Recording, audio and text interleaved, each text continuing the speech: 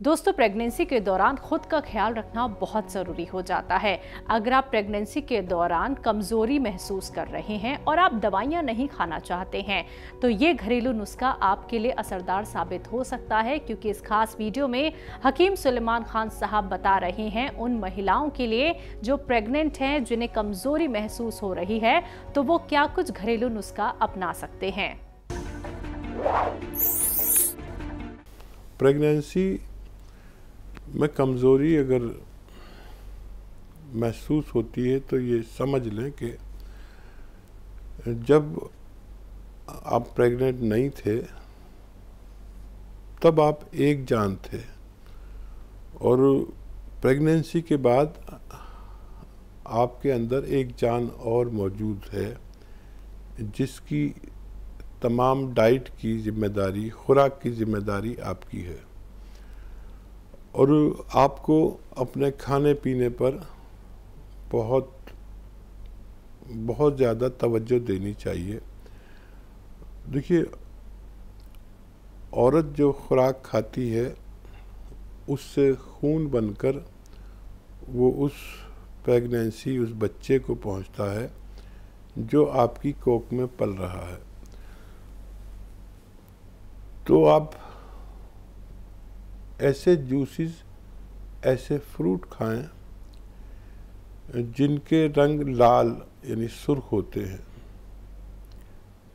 जैसे सेब का जूस पिएं, सेब का जूस पिएं और उसमें 1 ग्राम या आधा ग्राम सफ़ेद गोंद मोरिंगा मिलाकर पिएं। टमाटर का जूस पिएं, उसमें भी आप आधा या 1 ग्राम गोंद मोरिंगा सफ़ेद इस्तेमाल कर सकते हैं। या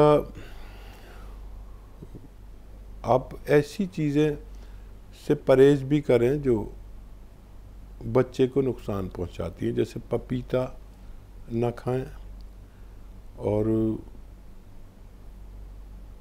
हल्दी ज़्यादा इस्तेमाल ना करें प्रेगनेंसी के दौरान, और लाल लाल किस्म के फ्रूट या तो खाएं या उसका जूस पिए तो आपको फ़ायदा मुमकिन है। ऐसे ही तमाम बीमारियों के असरदार घरेलू उपायों को जानने के लिए आप हकीम सुलेमान जी के इस वीडियो को अंत तक जरूर देखिए, और ज्यादा जानकारी के लिए हमारे YouTube चैनल हकीम सुलेमान पर जरूर आएं। वीरेंद्र जी के कुछ सवाल हमारे कल रह गए थे, वो पूरा कर लेते हैं। उनका प्रश्न था कि अश्वगंधा और नागौरी क्या एक ही चीज़ है? हाँ, देखिए, अश्वगंधा और अजगंधा नागौरी के बारे में उन्होंने पूछा था, तो ये दरअसल एक ही चीज़ है। नागौरी का मतलब है नागौर के इलाके में पैदा होने वाला। तो जो नागौर के इलाके में पैदा होता है उसे ज़्यादा बेहतर माना जाता है। जी। और दूसरा सवाल उनका कि टखनों में सूजन है एक शख्स के। हाँ, देखिए, सूजन टखनों में हो, जोड़ों में हो, पैरों में हो, कहीं भी हो, तो अलसी का पाउडर बना लें, हल्का सा भूनकर आधा चम्मच अलसी और आधा ग्राम गोंदसिया दिन में एक बार या 2 बार, दिन में 1 बार या 2 बार खाने के बाद पानी से लेना बेहतर है। जी। ज़ीरा कितने प्रकार के होते हैं हकीम साहब? अगर इनका प्रकार भी होता है तो कौन सा ज़ीरा बेहतर होता है और किस ज़ीरे का सिरका सबसे फ़ायदेमंद होता है? ज़ीरा जो है वो तो 2 तरह के होते हैं। एक तो आता है काली ज़ीरी, जो हमारे व्यंजन बनाने के काम नहीं आता, वो कड़वा होता है जायके में, और इस ज़ीरे से बड़ा होता है और कुछ काला काला सा भी होता है। तो वो डायबिटिक लोग इस्तेमाल करते हैं, काला ज़ीरा या काली ज़ीरी भी कहते हैं इसे, और वो डायबिटीज़ के नुस्खों में इस्तेमाल होता है। और ये ज़ीरा एक ही होता है। इलाके के हिसाब से ये थोड़ा, कहीं कलर हल्का, कहीं थोड़ा गाढ़ा कलर, लेकिन वो जीरे का कलर एक ही होता है और जीरा सफ़ेद कहते हैं इसे। इसका इस्तेमाल हमारे खानों में होता है। जी, गुड़ कौन सा अच्छा है? और देखिए, गुड़ अगर ओरिजिनल मिल जाए तो वो बहुत अच्छा है।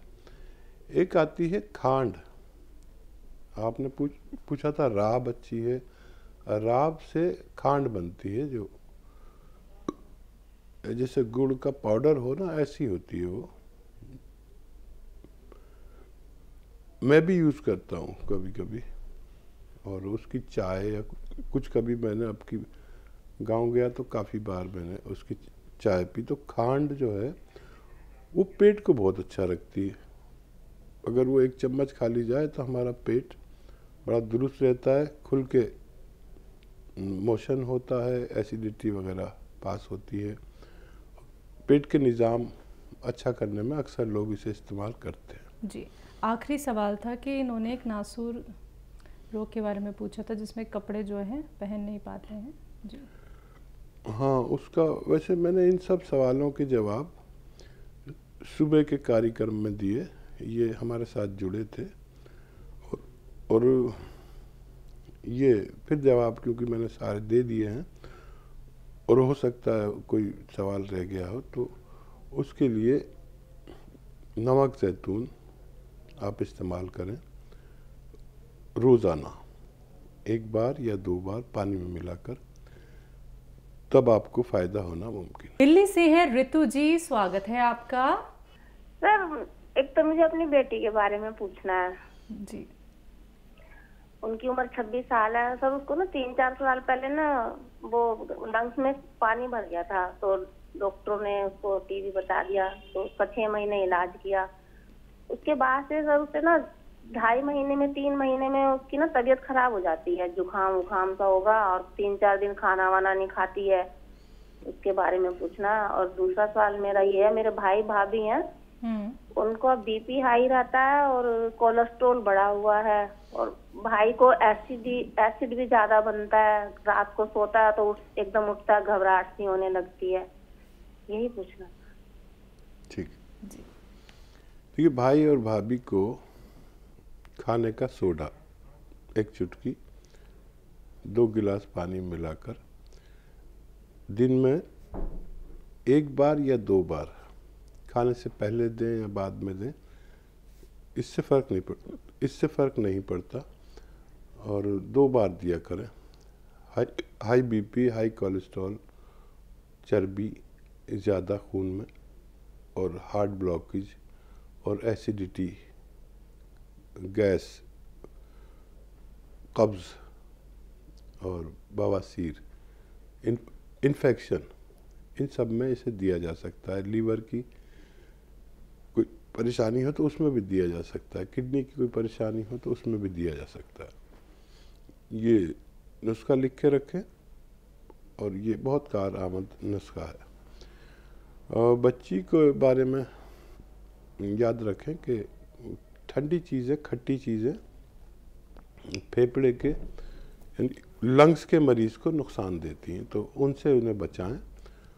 और ये सपिस्तान, उन्नाब, अलसी 100 ग्राम लेकर, आपको ने लिखा होगा ये, अब हमारे साथ जुड़ी हुई हैं तो ये नुस्खा लिखा होगा। 100 ग्राम सपिस्तान, 100 ग्राम उन्नाब, 100 ग्राम अलसी, इनको इसमें 30 ग्राम पीपले मिलाएं, पीपला मूल पाउडर बना के बच्ची को रोज़ कम से कम 1 खुराक ज़रूर दिया करें।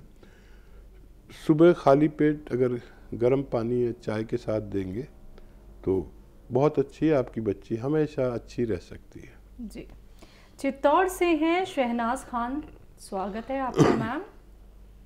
हाँ जी, अस्सलाम वालेकुम। वालेकुम अस्सलाम मैम। हाँ जी, भाई बहुत आपके ये दवा ले रही हूँ हकीम साहब की, वो बहुत कुछ फर्क है। लेकिन मेरे पड़ोस में जो एक लड़की है वो 13 साल की है, और उसको है ना बुखार आया था। उसके बाद वो चक्कर आके गिर गई थी। फिर वहाँ पे उदयपुर में जांच कराई तो उसको कुछ ऐसे प्रॉब्लम के 6 महीने आपकी गोली चलेगी। तो वो तो चालू ही है, लेकिन फिर भी हकीम साहब से बात करना थी कि इसको कोई ऐसी दवा दें ताकि इसके मर्ज ही खत्म हो जाए और ये देने में उसको फर्क लगे। तो और मैंने बहुत सारी दवाएं भी मंगा रखी हैं और जो हमारे पड़ोसी हैं या हमारे रिश्तेदार हैं जो जो भी कहते हैं तो मैं उनको वो दवा मंगा के देती हूँ और इंशाल्लाह बहुत कुछ फर्क होता है उनको। तो मैं हकीम साहब का भी बहुत बहुत शुक्रिया अदा करना चाहती हूँ कि माशाल्लाह बहुत कुछ अच्छे हो रहे हैं और इंशाल्लाह हमारे जो हस्बैंड को जो यूरिक एसिड थी उनको भी बिल्कुल सही हो गए। लेकिन उस लड़की का मुझे आप दवा बताइए। जरूर। चलो शुक्रिया। जज़ाकल्लाह। सलामत रहें। बच्ची की फिक्र मैं समझ सकता हूँ, एक माँ को कितनी बच्ची की फिक्र हो सकती है।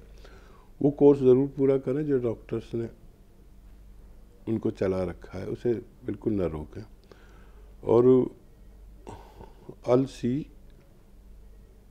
अलसी तो आप जानती ही होंगी, इसको 200-300 ग्राम लेकर हल्का सा भून लें और साफ भी कर लें। कंकर पत्थर भी बहुत मिला देते हैं बेईमान लोग।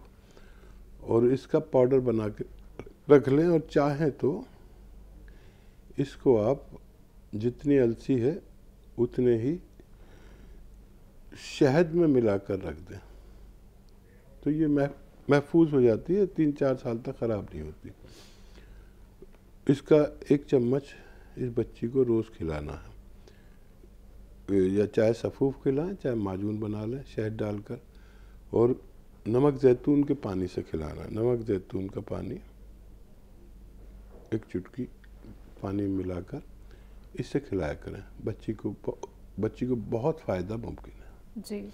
नेक्स्ट कॉलर हैं दिल्ली से दयावती जी, स्वागत है आपका। नमस्कार मैम। नमस्कार मैम। नमस्कार भाई साहब। स्वागत हमारी बहन का। हाँ देखिए भाई साहब, आपको हम कितना याद करते हैं, आपको सुबह भी और अब भी इसकी आती रहती है जी। हम इतने याद करते हैं कि कितनी परेशान करने लगी है इसके आपको। आप कैसी हैं बताइए। हाँ ठीक हूँ भाई साहब। और मेरे 2-3 क्वेश्चन भी है भाई साहब। ये बताओ, एक है 40 साल की मरीज भाभी है मेरी गांव में, उनका जो ये कालजा है ना जिधर ये ऊपर सूजन आ रही है और खुजली हो रही है पूरे शरीर में और नींद ना आती, सिर में बहुत दर्द रहता है और मतलब फीवर आया रहता 24 घंटे उनको, नींद नहीं आती। तो ये 2-3 नुस्खे हैं भाई साहब। एक मैंने नुस्खा भी बनाया अपनी तरफ से, जो मैंने सफेद मिर्च पूछी थी ना आपको, व्हाइट वाली, वे 20 ग्राम और 150 ग्राम धागे वाली मिश्री और 150 ग्राम बादाम और 150 ग्राम सौंफ। भाई साहब मैंने ये आँखों के लिए बनाई है, जो थोड़ा सा आँखों में गाढ़ापन सा दिख रहा था ना, 1 चम्मच गर्म दूध के साथ ली है, तो इससे काफी आराम है। तो आप इसका अनुभव करके मेरे को बताना कि ये ठीक है। हाँ, उनको नमक ज़ैतून दें 1 चुटकी, दिन में 2 बार 1-1 चुटकी पानी मिला के। और कलेजा लीवर को ही कहते हैं, कलेजी या कलेजा या लीवर एक ही चीज़ है। लीवर ठीक होगा तो वो पूरी अच्छी हो सकती है और उनका जी मचलाना भी अच्छा हो सकता है जी। आँखों के लिए एक नुस्खा बनाया इन्होंने जी। हाँ, वो मैं उसका जवाब दूंगा आपको तजर्बा करने के बाद। अब तो हमारी बहन भी तजर्बा करने लगी और उम्मीद है कि ये और ज़्यादा लोगों की सेवा करेंगे।